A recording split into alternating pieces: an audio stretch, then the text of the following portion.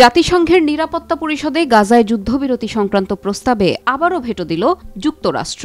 ২০ November অনুষ্ঠিত এই veto পরিষদের অন্যান্য সদস্যদের সমালোচনা করে যুক্তরাষ্ট্র বলেছে, প্রস্তাবটি নিয়ে আপোষের প্রচেষ্টাকে নস্যাৎ করা হয়েছে। বার্তা সংস্থা রয়টার্স জানিয়েছে, ১৫ সদস্য বিশিষ্ট পরিষদে ১০টি অস্থায়ী সদস্য রাষ্ট্রের পক্ষ থেকে এই প্রস্তাব তোলা হয়। এতে গাজায় অবিলম্বে নিঃশর্ত ও স্থায়ী যুদ্ধবিরতির আহ্বান জানানো হয় এবং পাশাপাশি জিম্মিদের মুক্তিও দাবি করা হয়। তবে যুক্তরাষ্ট্র একমাত্র স্থায়ী সদস্য রাষ্ট্র হিসেবে ভেটোর মাধ্যমে প্রস্তাবটি আটকে দেয়। জ্যেষ্ঠ এক মার্কিন কর্মকর্তা জানান, যুক্তরাষ্ট্র এমন কোনো প্রস্তাব সমর্থন করবে না যেটিতে যুদ্ধবিরতির অংশ হিসেবে জিম্মিদের তাৎক্ষণিক মুক্তির বিষয়টি স্পষ্টভাবে উল্লেখ করা হয়নি। তিনি বলেন, আমরা আগেও বলেছি, নিঃশর্ত যুদ্ধবিরতির কোনো প্রস্তাব যাতে জিম্মিদের মুক্তির আহ্বান জানানো হয়নি তা সমর্থন করা যুক্তরাষ্ট্রের পক্ষে সম্ভব নয়।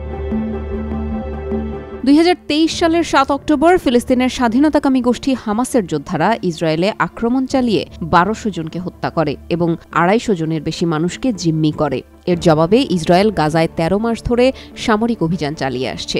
এই আগ্রাসনে এখন পর্যন্ত প্রায় ৪৪,০০০ মানুষ নিহত হয়েছে। পুরো উপত্যকার প্রায় সব বাসিন্দাকে অন্তত একবার স্থানচ্যুত হতে বাধ্য করেছে। মার্কিন ওই কর্মকর্তা অভিযোগ করেছেন যে পরিষদের ১০টি অস্থায়ী সদস্যের মধ্যে কিছু রাষ্ট্র প্রস্তাবটিকে আপোষের পরিবর্তে যুক্তরাষ্ট্রের ভেটো নিশ্চিত করার চেষ্টা করেছিল। রাশিয়া ও চীন এই প্রক্রিয়ায় প্রভাব বিস্তার করেছে বলে অভিযোগ ওঠে।